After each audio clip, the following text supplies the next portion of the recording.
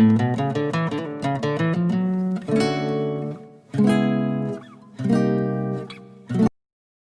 we started Yoruba World Congress, the idea was that we were going to energize our diaspora. We were going to energize our diaspora. The only really important thing in all our activities now is to find peaceful ways to liberate our Yoruba nation from the kind of country that Nigeria has become. There is nothing else that is of real importance after that. We started, therefore, by deciding that we must wake up and energize and mobilize our very large and influential diaspora all over the world.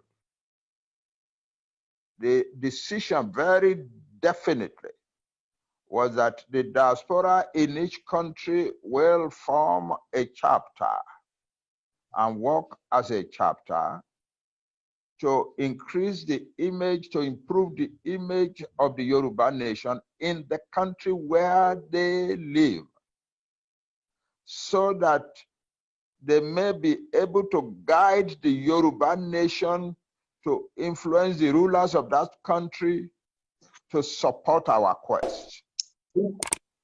We decided from the beginning also that the chapter in the United Kingdom was going to play a critically important part. Why? Because Britain is a country that came to Africa, to West Africa, and lumped us with other peoples. And that because we were well educated, did not want our influence to be strong, and ended up handing the country over to the least educated people in the country.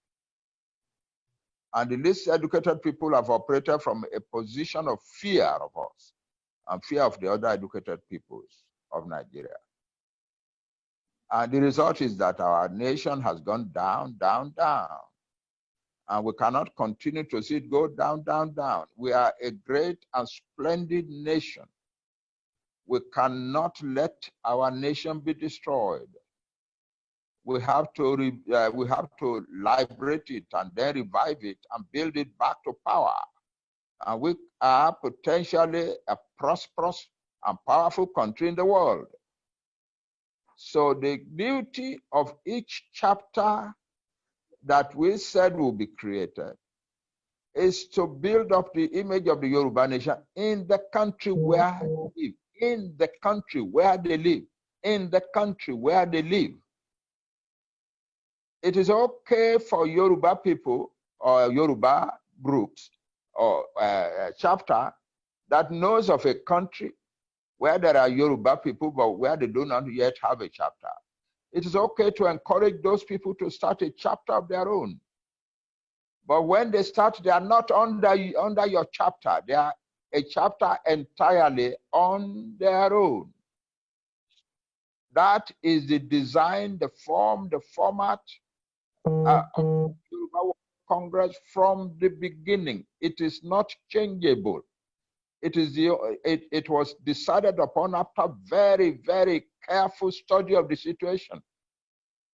So when the UK chapter started and called themselves UK Europe, we told them, no, you can't do that because you are disrupting what we had designed, what the Yoruba nation has designed.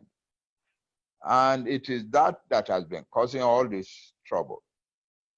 The situation simply is that the UK chapter is UK chapter simpliciter. It is not a UK Europe chapter. I have made that clear many times. I've got promises a few times that they were going to do it, but they have not done it.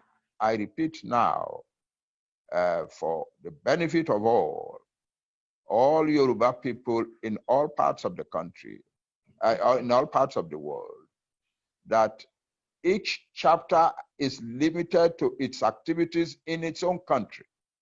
You may encourage other countries that don't yet have a chapter to start a chapter of their own, but that chapter that they start is not under you. They are a chapter on their own, and their duty is exactly like your duty in your own country. So I hope this will bring this controversy to an end. It is this that resulted in our asking one of our officials, George Akinola, to write a letter. And the letter states the point. Any other thing is unimportant. The task before us is big. The enemy is crowding in around us. And we don't have time to play around with petty little quarreling among ourselves.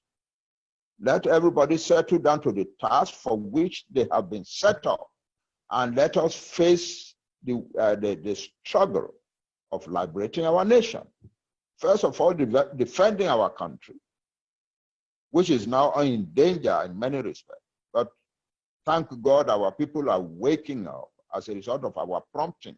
We go around prompting our people, defend your village, defend your farms, defend your parents. And our people are responding. Thank God.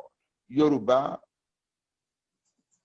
World Congress chapter, not just the Yoruba World Congress, but Yoruba World Congress chapter. And the Yoruba people who belong to other organizations in any country, please make your country a good place for the Yoruba struggle, period. That's all. That's all that is needed of you. Make the country where you live a good place that will receive our message sympathetically. That's your duty in your country. We don't know how far this is going to go. So we need our people in each country to create a little account that they will be putting little pennies into. Don't send your money to us in Nigeria. We don't need it now. If anybody in Nigeria is saying send money to us, don't answer them. Accumulate your money. It may be that we will need it. If it happens that we get our liberation without needing your money, then you will find something to do with it in our new country. God bless you all. Anybody from outside your country, don't listen to them. Just do the duty that you have to do in Canada. And I'm saying the same thing to you. I want to know something. I want parallel thing created by UK chapter. One can you chapter? Can't join chapter. That's all. That is all. And if your country, there is a provision. If your country is too large to make one single chapter workable, like United States, California, all the way to Washington, D.C. is a humongous country. So it may be okay to start 2-3 chapters there, but all of them are connected with the home base in Nigeria. So I want to start a second chapter to look at Nigeria and can connect with the home base. You know, just give the information and they will contact you. The officials from Nigeria will contact you. That's all.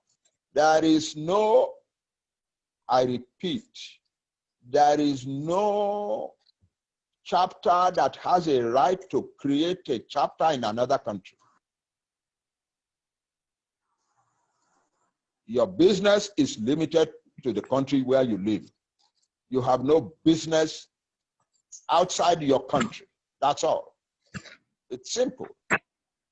And we need your service in that country. Distraction, I need the distraction at all.